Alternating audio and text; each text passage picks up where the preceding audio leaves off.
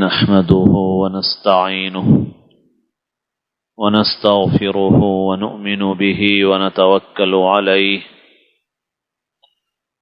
ونعوذ بالله من شرور أنفسنا ومن سيئات أعمالنا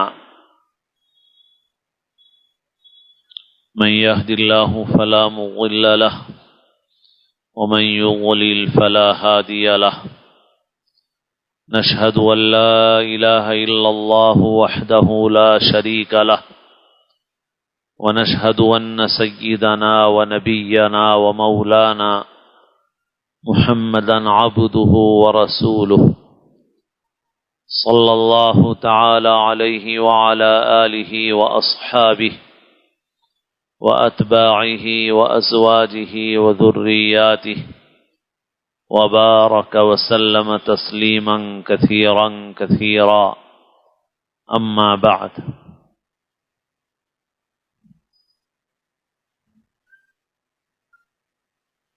قابل احترام بزرگوں، عزیز دوستوں اور ساتھیوں،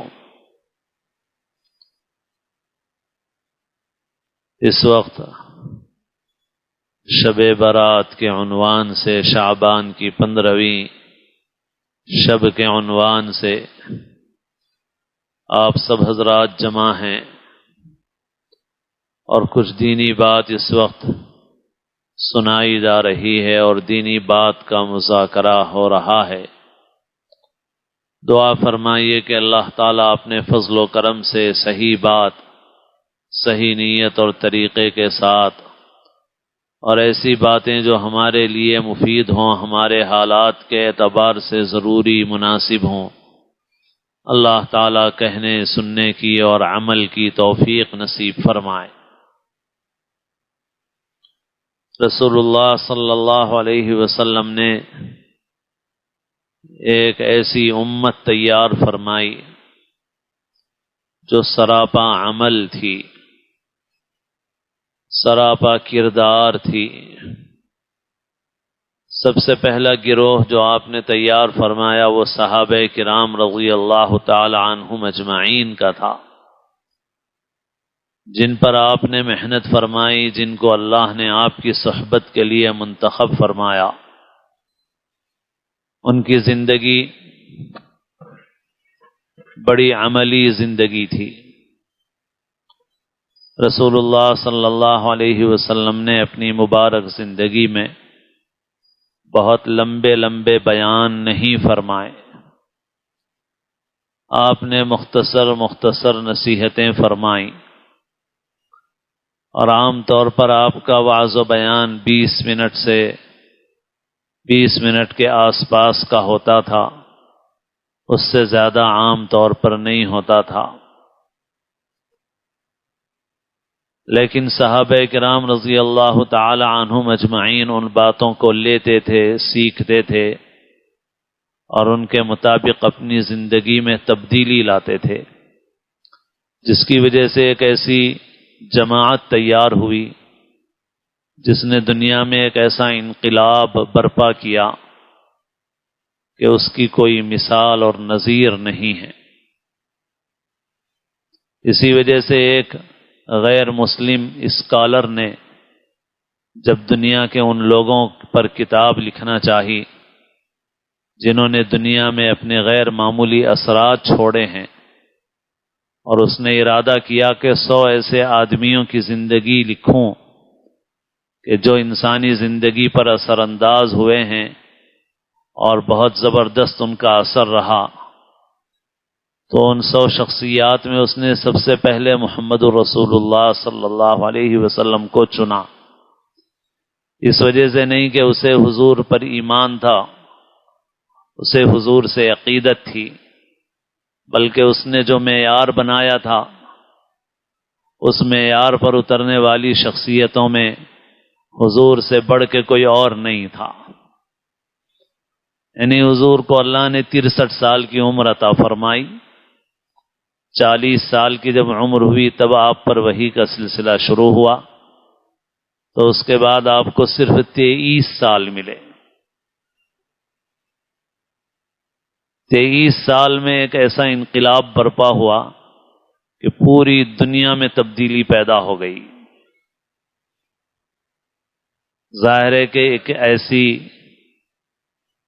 مثال تھی کہ اس کا کوئی مقابل نہیں تھا، اس لیے وہ مجبور تھا اس کسوٹی کے اعتبار سے جو اس نے طے کی تھی کہ وہ سب سے اول حضور کا نام رکھے۔ پھر اس کے بعد اس نے آپ صلی اللہ علیہ وسلم کے جو خلفاء تھے انہی کا نام رکھا، صحابہ کرام کا، کیونکہ حضور کے اس دنیا سے تشریف لے جانے کے بعد حضور کوئی بہت بڑا خزانہ مال کے اعتبار سے چھوڑ کے نہیں گئے تھے، کوئی لاکھوں کا لشکر چھوڑ کے نہیں گئے تھے۔ حضور جب اس دنیا سے تشریف لے جا رہے تھے تو اسامہ بن زید کا ایک لشکر تھا جو چند ہزار آدمیوں پر مشتمل تھا، اور وہ کسی کام کے لیے روانہ ہو رہا تھا کہ حضور اس دنیا سے تشریف لے گئے۔ مگر اس کے بعد حضرت ابو بکر صدیق، حضرت عمر فاروق رضی اللہ عنہما کا دور، پھر حضرت عثمان غنی رضی اللہ تعالی عنہ کا دور، کہ صرف پوری خلافت کا زمانہ حضرت علی تک کا 30 سال کا ہے، لیکن 30 سال کے عرصے میں صحابہ کرام نے دنیا کی دو بڑی طاقتیں تھیں اور ایسی حکومتیں تھیں جو سینکڑوں سال سے قائم تھیں، ان کا خاتمہ کر دیا۔ ایسی طاقتوں سے مقابلہ کیا کہ جن کے پاس پیسے کی کمی تھی، نہ ہتھیار کی نہ افراد کی، اور ان کے پاس ان کے برابر کیا ان کے قریب بھی نہ پیسہ تھا نہ افراد تھے تعداد کے اعتبار سے، نہ ہتھیار تھے، مگر ان بے سر و سامان نہتوں نے ایسا انقلاب پیدا کیا۔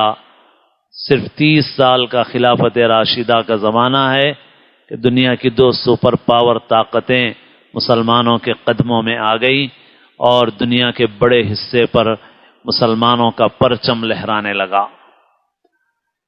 تو یہ عرض یہی کر رہا تھا کہ یہ اتنی ایسی زبردست جماعت جو تیار ہوئی وہ جلسوں اور تقریروں سے نہیں ہوئی، عمل اور کردار سے ہوئی۔ حضور پاک صلی اللہ علیہ وسلم کے جو مواعظ ہیں وہ عام طور پر محققین یہ کہتے ہیں کہ 20-25 منٹ کے آس پاس ہیں، باقی مختصر نصیحتیں فرماتے تھے، وقتاً فوقتاً فرماتے تھے، مگر جو جماعت صحابہ تھی وہ ایسی تھی کہ وہ اس کو لے لیتے تھے پھر فوری، اور اس کے مطابق اپنی زندگی میں تبدیلی لے آتے تھے، پھر کسی کی پرواہ نہیں کرتے تھے۔ بس یہ تھی وہ طاقت۔ ایک صحابی، ایک دیہاتی آتے ہیں، حضور سے پوچھتے ہیں اسلام کی بنیادی باتیں، اور پوچھتے ہیں اسلام ایمان کے بعد کیا چیزیں فرض ہیں؟ 5 وقت کی نمازیں ہیں، مہینے بھر کے روزے ہیں، حج فرض ہو حج ہے، زکوٰۃ فرض ہو زکوٰۃ ہے۔ وہ کہتے ہیں کہ بس اب میں نے طے کر لیا کہ اس سے نہ زیادہ کروں گا نہ کم کروں گا، اور ایک ایسا عمل کا جذبہ ان کا کہ انہوں نے کہا کہ بس اب میرے لیے کافی ہے، میں اس سے نہ زیادہ کروں گا نہ کم کروں گا، اور اس کے اوپر عمل پیرا رہوں گا۔ حضور پاک صلی اللہ علیہ وسلم کو محسوس ہو گیا کہ یہ اپنے قول میں سچے ہیں، اپنے عزم و ارادے میں پکے ہیں۔ حضور نے فرمایا کہ یہ جنتی ہیں۔ بہرحال ایک عمل کی طاقت اور قوت تھی۔ پھر صحابہ کرام ایسے ہو گئے کہ اللہ کے رسول صلی اللہ علیہ وسلم نے بعد میں آنے والے انسانوں کے لیے ان صحابہ کو نمونہ بنا دیا کہ میرے بعد ان صحابہ کے نقش قدم پر چلو۔ تو وہ صحابہ کی جماعت ایسی تھی۔ آج ہمارے پاس جلسے تقریریں بہت ہیں اور بہت لمبے لمبے ہیں، مگر ہماری عملی زندگی میں جو تبدیلی آنا چاہیے وہ نہیں آتی ہے۔ حضور نے نماز کا حکم دیا، ایمان کے بعد سب سے پہلا حکم نماز کا، نماز قائم کرو۔ تو صحابہ کرام کا حال یہ تھا کہ سوائے منافق کے یا ایسے بیمار کے جو مسجد نہ آ سکتا ہو، کوئی مسجد سے غیر حاضر نہیں ہوتا تھا، ایسے نمازی بن گئے تھے۔ نماز ایسی ان کے اندر بیٹھ گئی تھی، رچ بس گئی تھی، پھر جنگ کے میدان میں بھی نہیں چھوٹتی تھی، سفر میں حضر میں کہیں نہیں چھوٹتی تھی۔ اور آج مسلمانوں کا جو حال ہے وہ سامنے ہے۔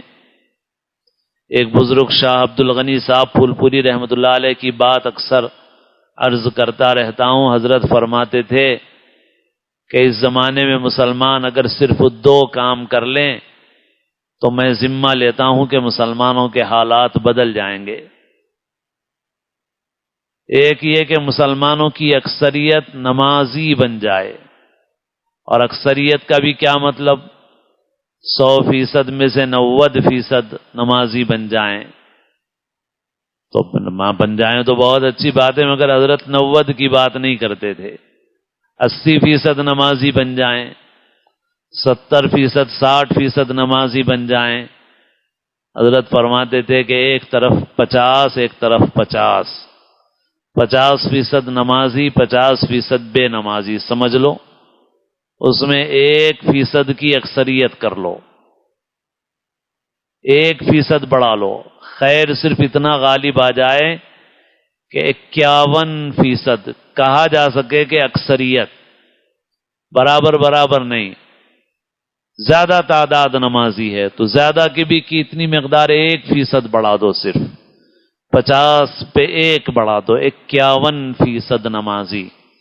اگر یہ امت 51% نمازی بن جائے اور اپنا چہرہ سنت کے مطابق بنا لے، جس سے معلوم ہو جائے کہ یہ مسلمان ہے، صرف یہ 2 کام کر لے،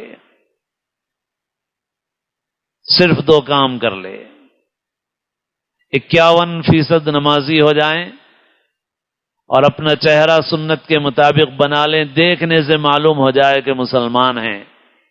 حضرت فرماتے تھے کہ اس گئے گزرے دور میں بھی، گئی گزری عملی حالت کے ساتھ بھی، اگر مسلمان صرف ان 2 باتوں پر عمل کریں گے تو میں ذمہ لیتا ہوں کہ مسلمانوں کے حالات بدل جائیں گے۔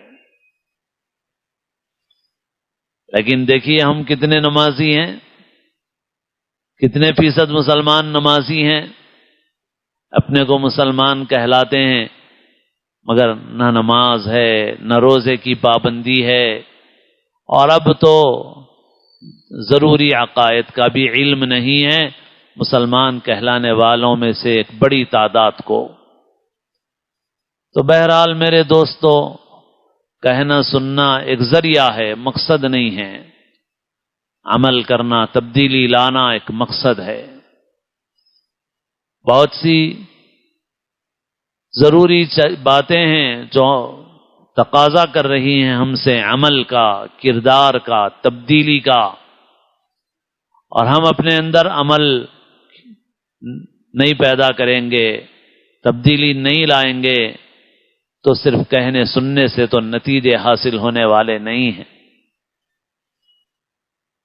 بہرحال آج کی رات شعبان کی 15ویں رات ہے، اس سے متعلق روایات کئی ایک منقول ہیں، 10 صحابہ کرام سے زیادہ سے روایتیں منقول ہیں، لیکن چونکہ اکثر روایتیں ضعیف ہیں، اس وجہ سے بعض حضرات اس رات کی فضیلت کے قائل نہیں ہیں۔ البتہ بعض روایتیں ایسی ہیں کہ جس میں 15ویں شعبان کی 15ویں شب کی فضیلت کا ذکر ہے، اور اسے صحیح کے درجے میں یا حسن کے درجے میں مانا گیا ہے۔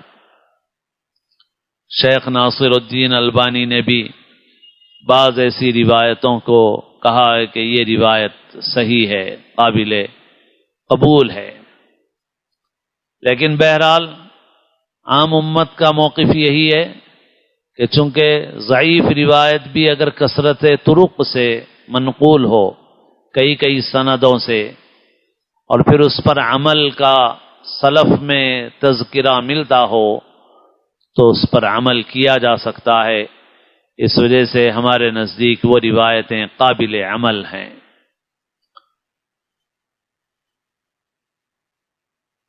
ان روایتوں میں جو باتیں ملتی ہیں وہ یہ ہے کہ شعبان کی جب 15ویں رات ہوتی ہے تو اللہ تعالیٰ کی خاص رحمت بندوں کی طرف متوجہ ہوتی ہے۔ بعض روایتوں میں ہے کہ اللہ تعالیٰ بڑی تعداد میں بندوں کی مغفرت فرما دیتے ہیں۔ حضرت عائشہ والی روایت میں ہے کہ حضور بقیع تشریف لے گئے اور وجہ پوچھی گئی تو حضور نے فرمایا کہ آج کی رات اللہ تعالیٰ بنو کلب کی بکریوں کے بالوں کے برابر بندوں کی مغفرت فرماتا ہے۔ ایک روایت میں ہے کہ اللہ تعالیٰ کی رحمت بندوں کی طرف خاص طور پر متوجہ ہوتی ہے اس رات میں، اور صبح صادق تک آواز لگائی جاتی ہے، الا من مستغفر فاغفر له، الا من مسترزق فارزقه، الا من مبتلا فاعافیہ، الا کذا الا کذا حتی یطلع الفجر، کہ ہے کوئی جو مغفرت مانگنے والا ہو کہ میں اس کی مغفرت کروں، ہے کوئی جو روزی مانگنے والا ہو میں اسے روزی دوں، ہے کوئی جو مبتلا مصیبت ہو اور میں اسے اس مصیبت سے نجات دوں، اور اسی طرح مختلف صدائیں لگتی ہیں، اور یہ طلوع فجر تک یہ سلسلہ جاری رہتا ہے۔ ان روایتوں کی وجہ سے سلف کا معمول تھا کہ وہ شعبان کی 15ویں شب میں بھی عبادت کا اہتمام کرتے تھے۔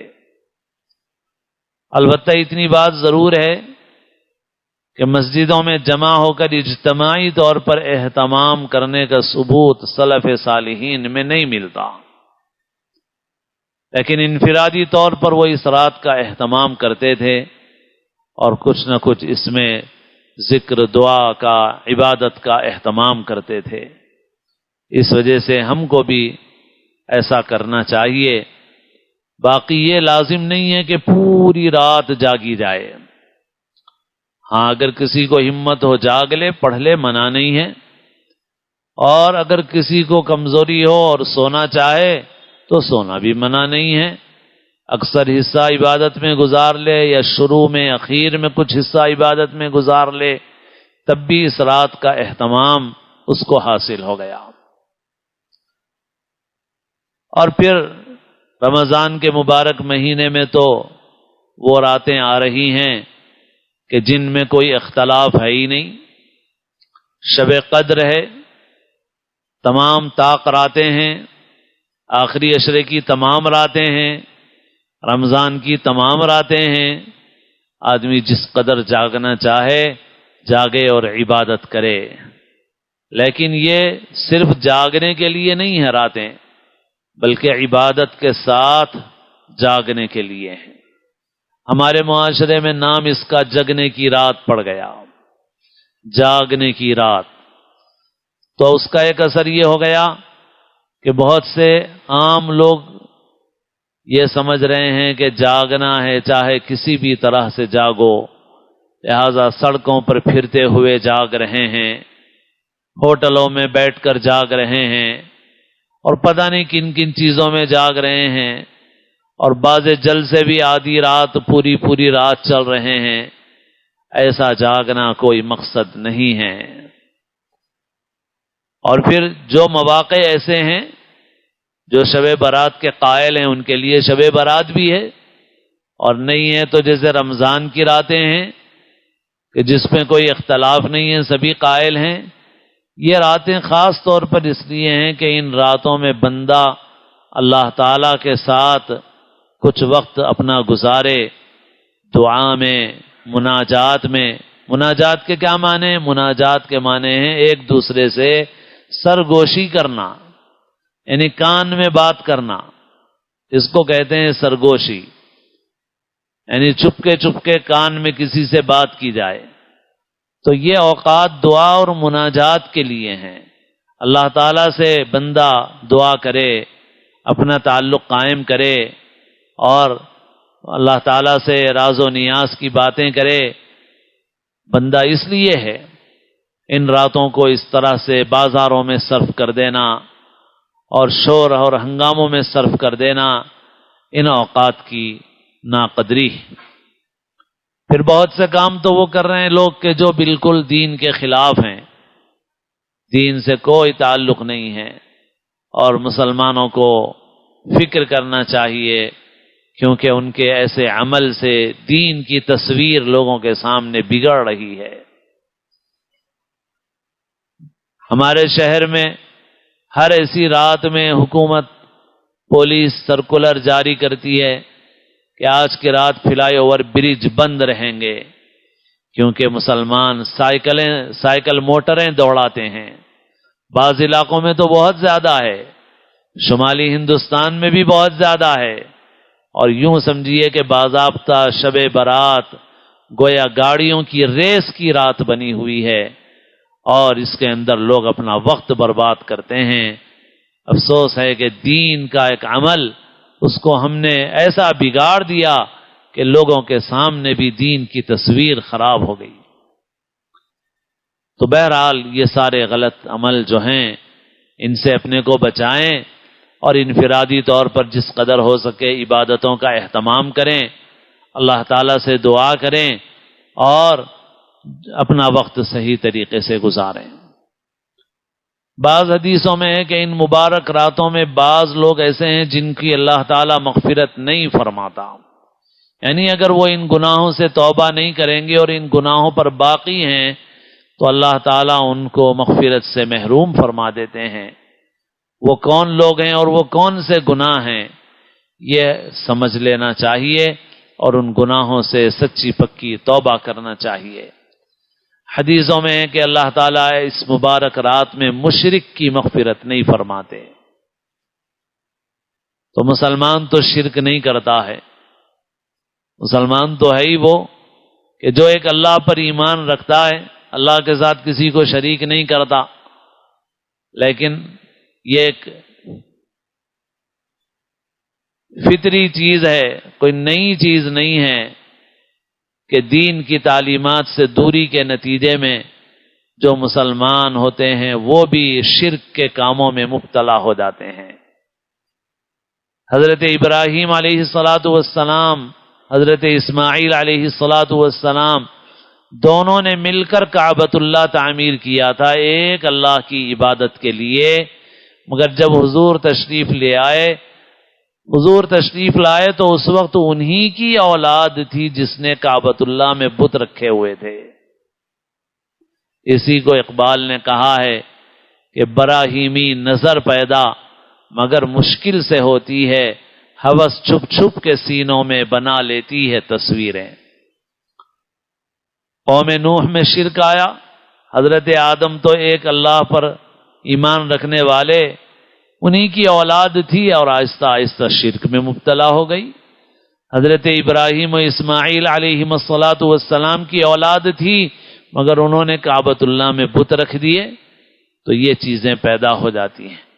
آج بہت سے جاہل ناواقف مسلمانوں میں بہت سے کام ایسے ہیں جو شرکیہ کام ہیں، مسلمانوں کو اس سے بچنا چاہیے، اور اس کا ٹھوس طریقہ دین کے علم کو عام کرنا ہے۔ دینی تعلیم عام کرو، علم کو عام کرو، خود بخود وہ چیزیں ختم ہو جائیں گی انشاءاللہ۔ بعض چیزیں ایسی ہیں جو مسلمانوں میں اختلافی ہیں، لیکن بعض باتیں ایسی ہیں جو بالکل اختلافی نہیں ہیں۔ کسی قبر کا طواف کرنا دیوبند کے علماء ہوں، بریلی کے علماء ہوں، سب کے نزدیک حرام ہے، کوئی اختلاف نہیں ہے اہل سنت میں۔ اہل سنت میں ان مکاتب فکر میں کوئی اختلاف نہیں ہے اس بات میں کہ کسی بھی قبر کا طواف کرنا حرام ہے، بالکل۔ ایک اللہ کے گھر کے سوا کسی جگہ کا طواف نہیں کیا جائے گا، قطعاً نہیں۔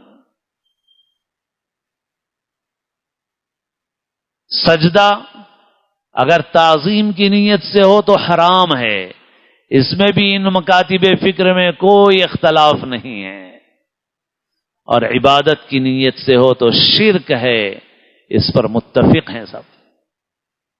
تو لوگ اگر تعظیم کی نیت سے کرتے ہوں تب بھی حرام ہے، اس میں کوئی شبہ نہیں ہے۔ اہل سنت میں کوئی اختلاف نہیں ہے، دیوبند میں بریلی میں کوئی اختلاف نہیں ہے اس بات میں کہ سجدہ تعظیمی بھی اللہ کے سوا کسی کے لیے جائز نہیں ہے۔ اس امت میں حرام کر دیا گیا ہے سجدہ تعظیمی۔ بعض چیزیں ایسی ہیں جو اب مسلمانوں میں ایسی آ گئی ہیں جو ہمارے بچپن میں نہیں تھیں۔ بعض جگہوں پر مندریں بھی ہیں اور مزار بھی ہیں، بازو بازو بھی ہیں بعض جگہوں پہ، تو باہر بکنے والے سامان بھی یکساں ہو گئے ہیں۔ ہمارے بچپن میں ہم کسی کے ہاتھ میں لال پیلی ڈوری دیکھتے تھے تو یقین کر لیتے تھے کہ یہ شخص مسلمان نہیں ہے۔ کسی مسلمان کے ہاتھ میں لال ڈوری نہیں ہوتی تھی، پیلی ڈوری نہیں ہوتی تھی۔ لیکن آج افسوس ہے کہ بعض مزاروں پہ جا کے لوگ لال ڈوری باندھ کے آ جا رہے ہیں، پیلی ڈوری باندھ کے آ جا رہے ہیں۔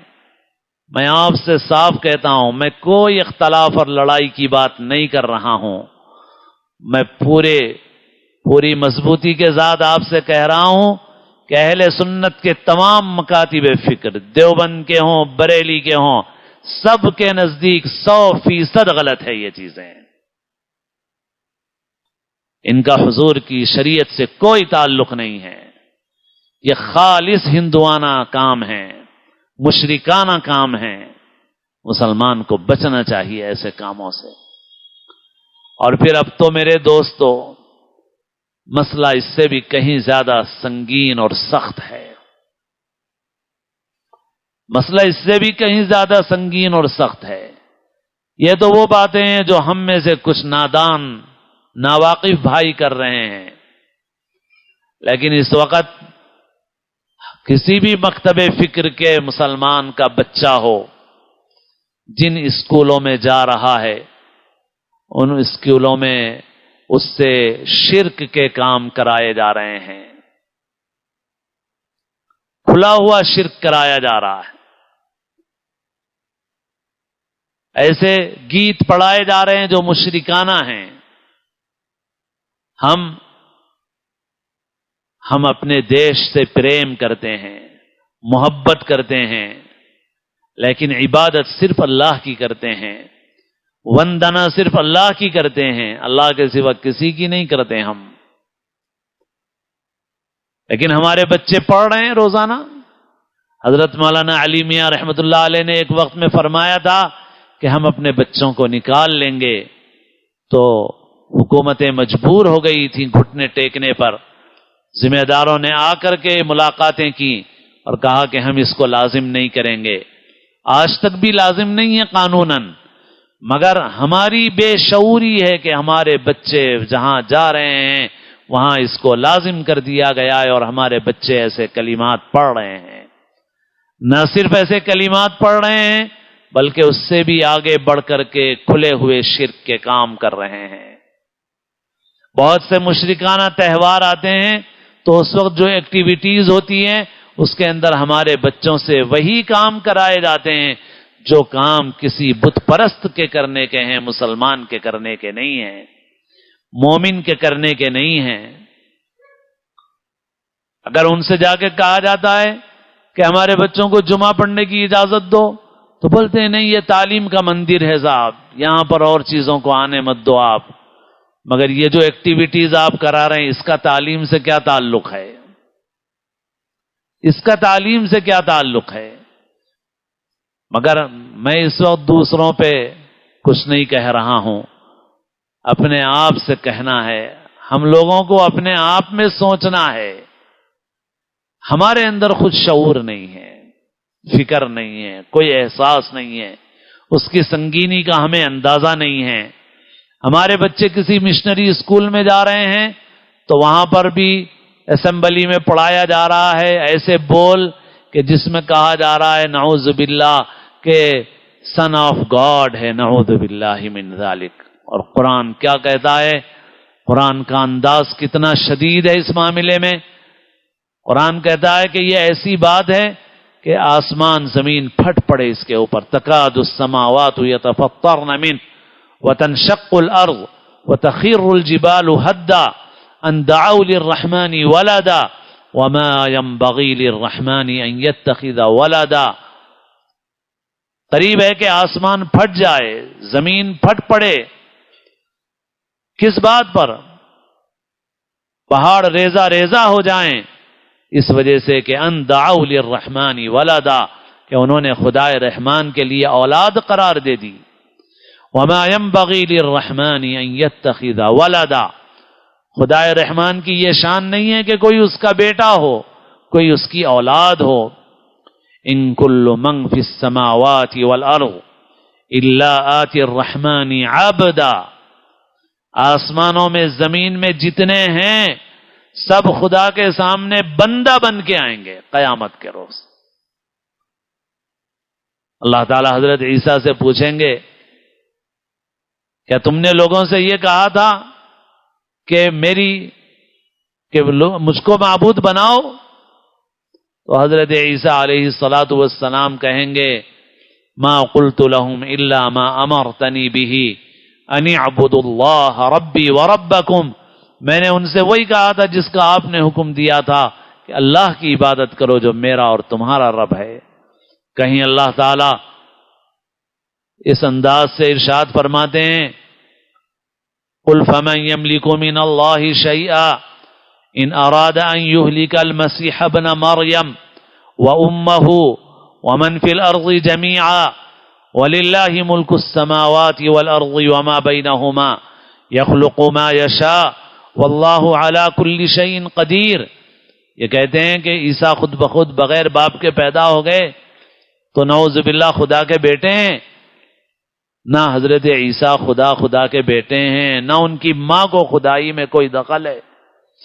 اگر بتاؤ، اگر اللہ تعالی مسیح ابن مریم کو ہلاک کرنا چاہے، ان کی ماں کو ہلاک کرنا چاہے، زمین میں جتنے ان سب کو ہلاک کرنا چاہے، تو کون ہے جو اللہ کے مقابلے میں کوئی طاقت رکھتا ہو؟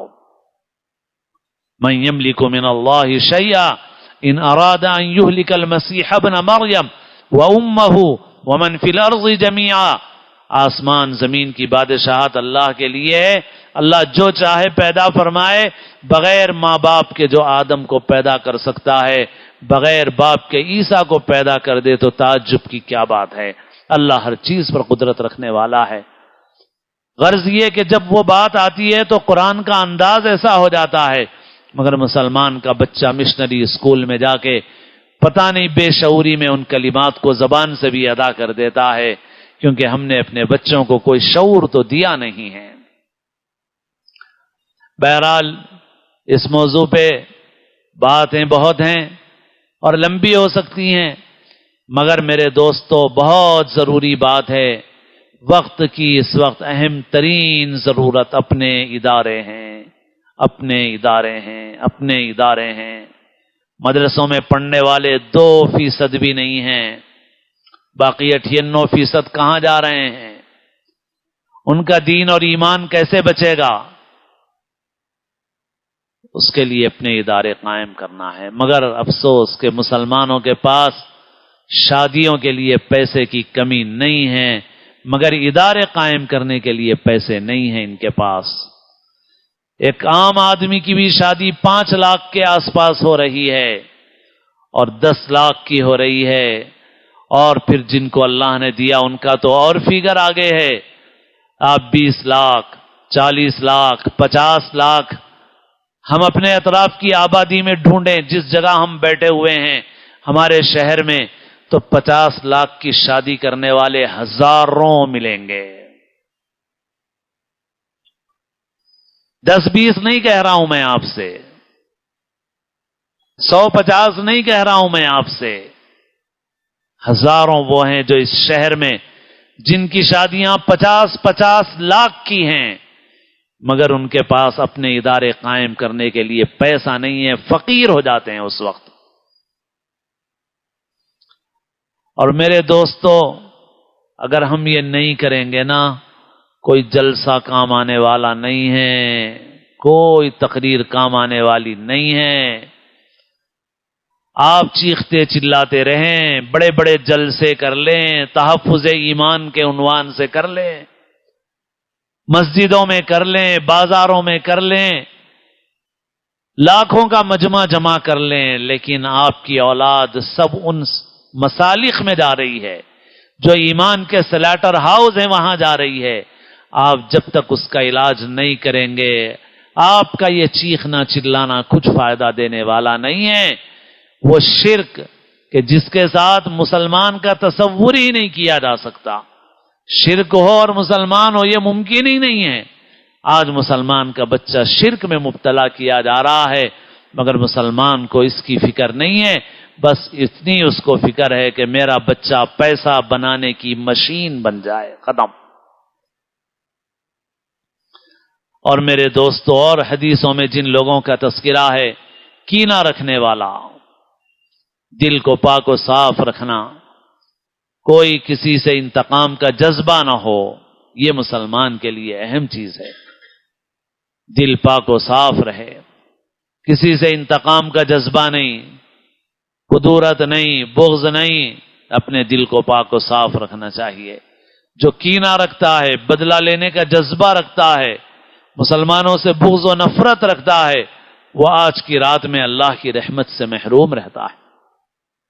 ایسے ہی فرمایا شراب کا عادی، نشے کا عادی، شراب میں ہر نشہ شامل ہے۔ اللہ ہماری ریاست کے حکمران کو ہدایت دے، اور لائنوں سے تو بہت اچھے کام کر رہے ہیں، مگر اس لائن میں اللہ ان کو سمجھ دے۔ ایسی چھوٹ انہوں نے دے رکھی ہے کہ راستہ چلتے ہوئے کہیں زیادہ بھیڑ نظر آئے تو سمجھ لیجئے کہ شراب کی دکان ہے۔ ٹیکس کی آمدنی کے لیے، خزانے میں پیسہ لانے کے لیے اتنی چھوٹ دے دی گئی ہے، معاشرہ برباد ہو رہا ہے اس کی وجہ سے۔ سب کا ہی معاملہ ہے، مسلمان ہوں کہ غیر مسلم ہوں، اور مسلمانوں کو بھی بڑی فکر کرنے کی ضرورت ہے، کیونکہ نوجوانوں کی ایک تعداد شراب نوشی میں آسانی کے ساتھ مبتلا ہو جا رہی ہے، اور شراب کے حکم میں ہر نشہ آور چیز ہے۔ ایسی نشہ آور چیزیں ہمارے شہر میں اور پورے ملک میں اور دنیا کے اور حصوں میں بھی ڈرگس، نشہ آور چیزیں پھیلتی جا رہی ہیں، بچے متاثر ہو رہے ہیں۔ اس لیے اپنے بچوں کی حفاظت کریں، ان پر نظر رکھیں، ان کی دینی ایمانی تربیت کریں، ورنہ وہ اللہ کے فرما بردار بھی نہیں رہیں گے اور ہمارے فرما بردار بھی نہیں رہیں گے، ہمارے لیے بھی وبال بن جائیں گے اگر ہم نے فکر نہیں کی۔ اور ہیں ایسے نمونے ہمارے سماج میں، ریہاب سینٹر کھلے ہوئے ہیں جہاں پر بچوں کو لے جا کے رکھنا پڑ رہا ہے، ڈرگس کے عادی ہو رہے ہیں۔ پہلے ہم مدرسوں میں بھی، پہلے ایسا ہوتا تھا صاحب، جو غریب سلم بستیوں کے بچے آتے تھے تو ان میں کچھ خرابیاں ہوتی تھیں، کچھ مسائل پیدا ہوتے تھے، لیکن اب بعض خرابیاں غریب بچوں سے نہیں آ رہی ہیں، امیر بچوں سے آ رہی ہیں۔ جو اچھے گھرانے کے بچے سمجھے جاتے تھے ان سے آ رہی ہیں۔ اور جب دینی تعلیمی اداروں میں ایسے اثرات ہوں تو آپ دنیاوی اداروں کا تو سمجھ لیجئے کیا حال ہے۔ ہمارے شہر میں بھی 1-2 سال پہلے ایک مہم چلی تھی، مگر ایک مرحلے پہ جا کے رک جاتی ہے، کیونکہ جو دیانت دار آفیسر کام کرنا چاہتے ہیں تو ان کے اوپر بھی لگام کس دی جاتی ہے اور انہیں بھی روک دیا جاتا ہے، کیونکہ بڑی بڑی شخصیات اس کے دائرے میں آ رہی تھیں ڈرگس کے نشہ آور چیزوں کے پھیلانے کے معاملے میں۔ ہمارے نوجوانوں کی، بچوں کی فکر کرنا چاہیے۔ اور افسوس یہ ہے کہ جو مسلمانوں کی آبادیاں سمجھی جاتی ہیں، مسلمانوں کی آبادیاں سمجھی جاتی ہیں، ان میں بھی نشہ بازی کا سلسلہ بڑھ رہا ہے۔ حدیثوں میں اور جن لوگوں کا تذکرہ ہے ان میں سے ایک قتل ناحق کرنے والا، ناحق قتل کرنا۔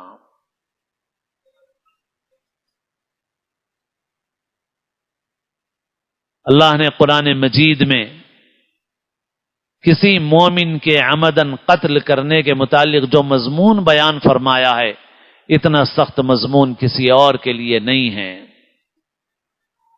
اللہ تعالیٰ نے ارشاد فرمایا قرآن مجید میں، وَمَن يَقْتُلْ مُؤْمِنًا مُتَعَمِّدًا، جو کسی ایمان والے کو جانتے بوجھتے قتل کر دے، فَجَزَاؤُهُ جَهَنَّمُ خَالِدًا فِيهَا، تو اس کا بدلہ جہنم ہے، اس میں ہمیشہ ہمیشہ رہے گا۔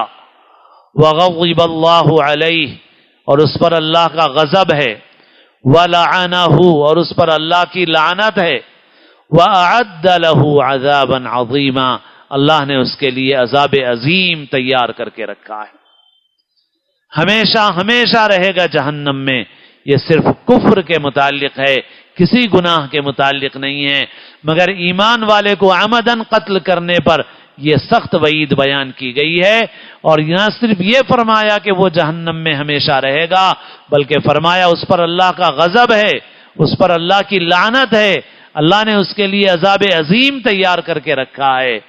افسوس جس نبی نے وصیت کی تھی، حضور نے فرمایا تھا الا لا ترجعوا بعدی کفارا یضرب بعضکم رقاب بعض، کہ میرے بعد کافر بن کے نہ لوٹنا کہ ایک دوسرے کی گردنیں مارنے لگو۔ اللہ کے رسول صلی اللہ علیہ وسلم نے حجۃ الوداع میں خاص طور پر ارشاد فرمایا، اعلان فرمایا کہ آج کا یہ دن جیسے حرمت والا ہے، یہ شہر جیسے حرمت والا ہے، ایسے ہی ایک مسلمان کی جان کی حرمت ہے، اس کی عزت کی حرمت ہے، اس کی آبرو کی حرمت ہے، اس کے مال کی حرمت ہے، مگر افسوس کہ اس نبی کا نام لینے والے مسلمان آج مسلمانوں کو قتل کر رہے ہیں، اور روزانہ اخباروں میں دیکھ لیجئے مسلمانوں کی آبادیوں میں بھی مسلمان کو قتل کر رہا ہے، معمولی معمولی باتوں پر قتل ہو رہے ہیں۔ شالی بنڈے کے پاس ایک بارات جا رہی ہے، باجا بج رہا ہے، ناقابل برداشت مصیبت، اب لوگ گھونٹ پی جاتے ہیں غم کے، غصے کے۔ اب ایک نوجوان نہیں پی سکا وہ گھونٹ اور باہر نکلا اور ان لوگوں سے کہنے لگا کہ بھئی کب تک بجاؤ گے، آخر ذرا بند کرو اور آگے چلے جاؤ۔ تو نہ صرف یہ کہ وہ خاموش رہتے تو بھی کچھ غنیمت بات تھی، آگے تو نہیں بڑھے وہ، انہوں نے اسے قتل کر دیا۔ مقتول مسلمان، بارات مسلمانوں کی، قاتل مسلمان، مقتول مسلمان۔ حسینی عالم کے پاس ایک دعوت میں، شادی خانے میں کھانے کے ٹیبل پہ جھگڑا ہوا، تھوڑا سا کچھ تو میں ہو گئی، یہ بہادر نکلے اور اس کا پیچھا کر کے دور تک کئی کلومیٹر تک جا کے پکڑ کے اس کو قتل کر دیا۔ یہ مسلمان ہے۔ اور ایک دو ہے یہ واقعات، روزانہ اٹھا کے دیکھ لو، روزانہ دیکھ لو۔ کچھ تو مسلمانوں کی آبادیوں میں بس اسی میں بہادر بنے ہوئے ہیں، لڑائی جھگڑا مار کاٹ، پلاٹوں کے لیے، زمینوں کے لیے۔ بعض جگہوں پر تو صورتحال ایسی ہے کہ مسلمانوں کی آبادیوں میں پلاٹ سب سے زیادہ خطرے میں ہے۔ کون قبضہ کرتا ہے صاحب؟ مسلمان قبضہ کرتا ہے۔ ایک مسلمان زندگی بھر کی کمائی سے پلاٹ خریدتا ہے بیچارہ، اور اس پہ آ کے کچھ قابض ہو جاتے ہیں۔ کون؟ ماشاءاللہ ختم قرآن میں بھی رہتے ہیں، وہ سیرت کے جلسے میں بھی رہتے ہیں ماشاءاللہ، میلاد کے جلوس میں بھی رہتے ہیں ماشاءاللہ۔ کہاں نہیں رہتے وہ؟ ختم قرآن میں دیکھ لو، جلسوں میں دیکھ لو، جلوسوں میں دیکھ لو، اور پھر مسلمان کا پلاٹ قبضہ کرتے ہیں، مسلمان کی جان لے لیتے ہیں۔ یہ مسلمان ہے؟ اللہ نے ایسے ہی تھوڑی مسلط کیے ہیں یہ ظالم، ہمارے اعمال کی شامت ہے جو ظالم مسلط کیے گئے ہیں۔ مومن کا قتل بہت سنگین چیز ہے، دوسرا کرتا ہے تو ہم لڑنے جھگڑنے تیار ہو جاتے ہیں، ہم خود قتل کر رہے ہیں، مسلمان کو قتل کر رہا ہے۔ اور ایسے ہی فرمایا حدیث میں،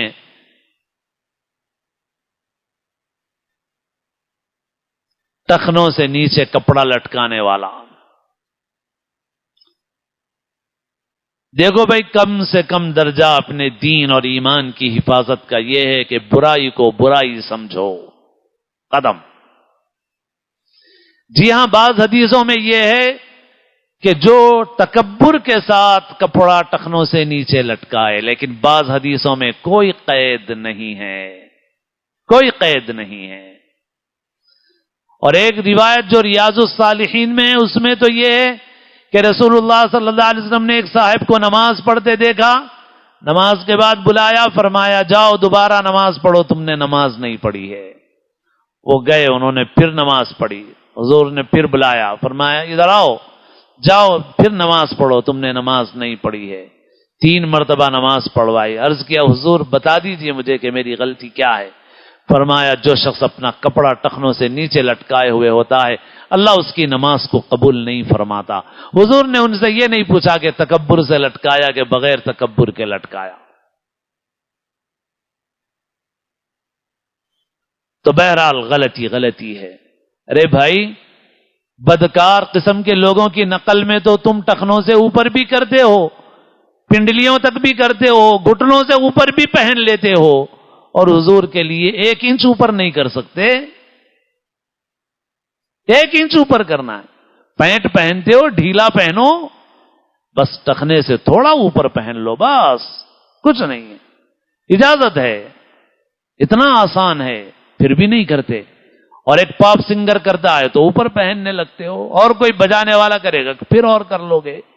داڑھی کہا جائے کہ حضور کے لیے رکھ دو تو نہیں رکھتے، کوئی پاگل رکھ رہے ہیں آج کل، لنگوروں اور بندروں جیسی داڑھی جس کا شیپ بھی نہیں ہے، سب رکھ رہے ہیں، اور صورت دیکھو تو کراہیت ہوتی ہے۔ ارے بھائی داڑھی بھی ہر طرف سے یکساں ہو تو اچھی دکھتی ہے، خوبصورت دکھتی ہے، یہ تو عجیب و غریب قسم کی داڑھی دیکھو تو ہی معلوم ہوتا ہے کہ صورت بگڑ گئی ہے۔ صورت بگاڑ کے داڑھی رکھ لینا آسان ہے، اس وجہ سے کہ کچھ کر رہے ہوں گے، فلموں کے اداکار تو رکھ رہے ہو۔ تو یہ کمزوری کی بات ہے، ایمان کی، عقیدے کی، اپنی ذہنیت کی کمزوری کی بات ہے۔ بہت کمزور ہیں ہم اپنے کردار میں، اس وجہ سے ہم ان چیزوں سے نہ مرعوب ہوں، ہم اپنے پیارے نبی صلی اللہ علیہ وسلم کے طریقے کو مضبوطی سے پکڑیں۔ پھر ایسے ہی میرے دوستو، والدین کی نافرمانی کرنے والا، قطع رحمی کرنے والا، تکبر کرنے والا، یہ ان سب کاہن کے پاس جانے والا، جا کے کسی سے پوچھے، آج کل لوگ بہت مبتلا ہیں، بڑے لوگ چکروں میں ہیں، عاملوں کے خواہ مخواہ چکروں میں پڑے ہوئے ہیں، اور بعض جا کے ان سے پوچھتے ہیں کون کرا رہا، کیا کر رہا۔ ایسا پوچھنا سخت گناہ ہے۔ حدیث شریف میں جو کسی عراف کے پاس جائے، کاہن کے پاس جائے، اور اس سے کوئی غیب کی خبر پوچھے، پھر وہ بتائے تو اس کی بات کو صحیح سمجھے، اللہ تعالیٰ اس کی 40 دن کی نماز قبول نہیں فرماتا، 40 دن کی نماز قبول نہیں فرماتا۔ اور کسی کے کرائے ہوئے کرتوت نہیں ہے، اپنے ہی کرتوت ہیں بھائی، دوسروں کے چکر میں کیوں پڑے ہوئے ہو؟ اپنے عمل سے اپنے کو جتنا نقصان ہوتا ہے، کسی اور سے اپنے کو نقصان نہیں ہوتا۔ اس لیے ایسے چکروں میں پڑھ کے اپنا دین خراب نہیں کرنا چاہیے، ضائع نہیں کرنا چاہیے۔ تو بہرحال یہ چند لوگوں کے متعلق حدیث میں ہے کہ آج کی رات مغفرت سے محروم رہتے ہیں، ان گناہوں سے سچی پکی توبہ کریں، دعا کی حقیقت پیدا کریں۔ رمضان قریب آ رہا ہے، رمضان کی تیاری کریں، اللہ سے مانگنا سیکھیں، مانگنے کے سوا کوئی راستہ نہیں ہے۔ اور حالات بھی اب ایسے ہیں کہ ان حالات کے اندر بظاہر ہر طرف سے امیدیں ختم ہو رہی ہیں، لیکن جو اللہ پر ایمان رکھنے والا ہے وہ کبھی مایوس نہیں ہو سکتا۔ بند جب سب در مجھ پر ہوئے، غیب سے پیدا نیا ایک در ہوا۔ سارے دروازے جب بند ہوتے ہیں تو اللہ تعالیٰ غیب سے ایک دروازہ کھولتے ہیں، اور اللہ سے مانگنے کے سوا کوئی راستہ نہیں ہے۔ اور اب ہمارے ملک میں انتخابات بھی چل رہے ہیں، رمضان کے دوران نتیجے آنے والے ہیں۔ ہمارا کام مانگنا ہے، دعا مانگو جم کے، مگر دعا مانگو، دعا مانگنے کے طریقے سے۔ دعائیں پڑھی جا رہی ہیں بہت، مگر دعائیں مانگی نہیں جا رہی ہیں، مانگنے کے طریقے سے مانگو دعائیں۔ دعا کا اہتمام آج کی رات بھی جتنا ہو سکے کر لیجیے، باہر مت پھریے، ادھر ادھر مت پھریے. کل کا روزہ ایک روایت ہے جو سند کے اعتبار سے ضعیف ہے، جس کی وجہ سے علماء میں رائے بھی الگ الگ ہیں. بعض لوگ رکھنے کے قائل ہیں، بعض لوگ رکھنے کے قائل نہیں ہیں. لیکن جن علماء پر ہمارا اعتماد ہے ان علماء کا کہنا یہی ہے کہ ضعیف حدیث ہے، اس وجہ سے ہم سنت تو نہیں قرار دیں گے اس کو، مگر مستحب کا درجہ ہے. رکھ لے تو اچھا ہے، نہ رکھے تو کوئی گناہ کی بات نہیں ہے. اس لیے جو روزہ رکھنا چاہے رکھ سکتا ہے، اور نہ رکھے تو اس کے اوپر بھی کوئی گناہ نہیں ہے، کوئی گناہ نہیں. باقی ان چیزوں میں جیسے اس موقع پر بھی بس یہ موضوع گرم رہتا ہے. ہمارے بعض بھائی رد میں بہت زور لگاتے ہیں، تو میرے دوستو ان چیزوں میں اپنا زیادہ وقت، اپنی صلاحیت مت لگاؤ. جس کو جس عالم پہ اعتماد ہو اس سے پوچھو، اس کے مطابق عمل کرو. اور جیسے ابھی عرض کیا گیا کہ بہت سی خرابیاں ایسی ہیں جو سب کے نزدیک خراب ہیں، بری ہیں، غلط ہیں، ان سے اپنے کو بھی بچاؤ، دوسروں کو بھی بچاؤ. بس اس پہ عمل. تو جو وقت اللہ تعالیٰ آج بھی توفیق دے، دعاؤں کا اہتمام کر لیں، خوب اللہ سے مانگیں، اور مانگنے کے طریقے سے مانگیں. سورہ یاسین شریف والا عمل وہ بھی سنت سے ثابت نہیں ہے، بزرگوں سے منقول ہے. کوئی عمل کرنا چاہے جائز ہے، نہ کرنا چاہے کوئی بات نہیں. اگر ہم اسے سنت قرار دیں تب بدعت کا درجہ ہوتا ہے، اور جب ہم اسے سنت نہیں قرار دیتے، ایک عمل ہے، پڑھنا چاہے پڑھے آدمی، نہ پڑھے کب بھی کوئی بات نہیں ہے. اور جیسے میں نے عرض کیا کہ بھائی رسم آ جاتی ہے چیزوں میں، ہم کو پڑھنا ہے، ہم نے امام صاحب کو لگا دیا، کام چور ہیں بس. ارے بھائی 3 مرتبہ پڑھ لو خود، تو امام صاحب کو ڈیوٹی لگا دی. نہیں آتا پڑھنا تو آج کی رات یاسین ہی سیکھ لو، کم از کم پوری رات اتنا ہی سیکھ لو، کم از کم زندگی بھر ایسے ہی رہو گے کیا. تو بہرحال یہ ہے کہ دعا میں، تلاوت میں اپنا وقت لگائیں، وقت کو صحیح طریقے سے گزاریں. قبرستان جانے کے عمل کے متعلق بھی ہمارے علماء نے یہ کہا کہ حضور پاک صلی اللہ علیہ وسلم ایک مرتبہ تشریف لے گئے تھے، اس لیے کبھی جائیں اور کبھی ناغا کریں. کوئی پابندی سے اہتمام نہ آپ نے فرمایا، نہ صحابہ سے منقول ہے کہ پابندی سے اہتمام کرتے ہوں. اس وجہ سے کسی سال جائے اور کسی سال ناغا کر دے، اس کو لازم اور ضروری نہ سمجھے.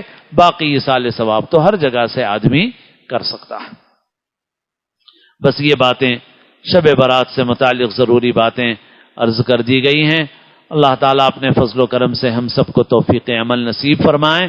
اور بھائی رمضان کی بات پھر کرنے کی ہے کہ ابھی سے رمضان کی فکر کریں، تیاری کریں. اور ایک گزارش جو پہلے سے عرض کی جاتی ہے وہ یہ ہے کہ بھائی رمضان کی خریداری جہاں تک ہو سکے رمضان سے پہلے ہی کر لو، تاکہ رمضان بازاروں میں نہ لگے. ہمارا بازاروں کے لیے نہیں ہے رمضان، اللہ کی عبادت کے لیے ہے، نیکیاں کمانے کے لیے ہے.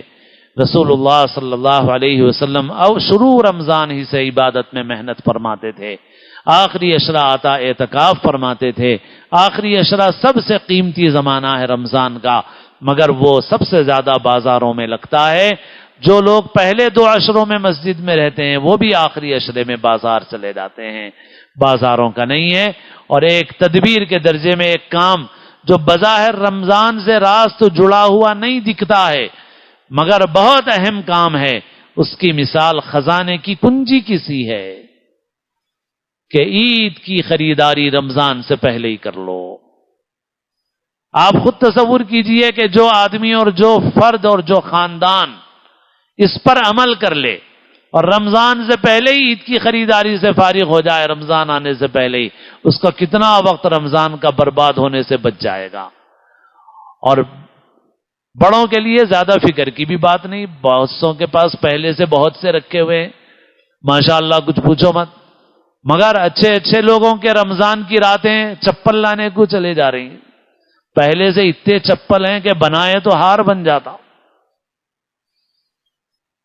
اتنے جوڑے ہیں کہ کچھ پوچھو مت. ہر شادی میں تقریب میں نیا نیا پہن کے جاتے، پھر بھی رمضان میں جا کے رات پوری بازار میں لگا رہے ہیں کپڑا خریدنے، چپل خریدنے، حالانکہ ہزاروں روپے کے چپل جوتے پہلے سے گھر میں رکھے ہوئے ہیں. ٹھیک ہے بچوں کی فکر کر لو، اپنے کو بھی بنانا ہے تو ذرا پہلے ہی بنا لو. اور لباس کی بات جیسے عرض کرتا ہوں کہ نوجوان بھی ذرا سوچ سمجھ کے کپڑے خریدیں، ایسے کپڑے نہ خریدیں کہ آپ کی شرمگاہ کھل جائے نماز میں. سجدے میں جا رہے ہیں شرمگاہ کھل جا رہی ہے، سمجھ کے خریدو. اچھا بھی ملتا ہے بازار میں، نہیں ملتا ایسا نہیں ہے. وہاں پیسہ لگاؤ، اللہ کے لیے لگاؤ. وہ پینٹ خریدو جو بھرپور ہو، اتنا مختصر نہ ہو بیلٹ نیچے کہ آپ سجدے میں جاتے ہی شرمگاہ پوری کھل جا رہی ہے. ایسا لباس ہرگز نہیں پہننا، کسی بھی وقت نہیں پہننا چاہیے. اور جو اسکن ٹائٹ لباس ہے یا جس سے اس طرح سے سطر کھل جاتا ہے، اس کا پہننا بھی مکروہ ہے، تحریمی ہے، یعنی حرام کے قریب ہے. اس کا سینا بھی، اس کا بیچنا بھی مکروہ تحریمی ہے سب. تو بہرحال یہ ہے کہ رمضان کی تیاری اس طرح سے کریں اور وقت کو رمضان کے صحیح طریقے سے گزاریں. چند اعلانات ہیں، پھر انشاءاللہ دعا کر لیں گے.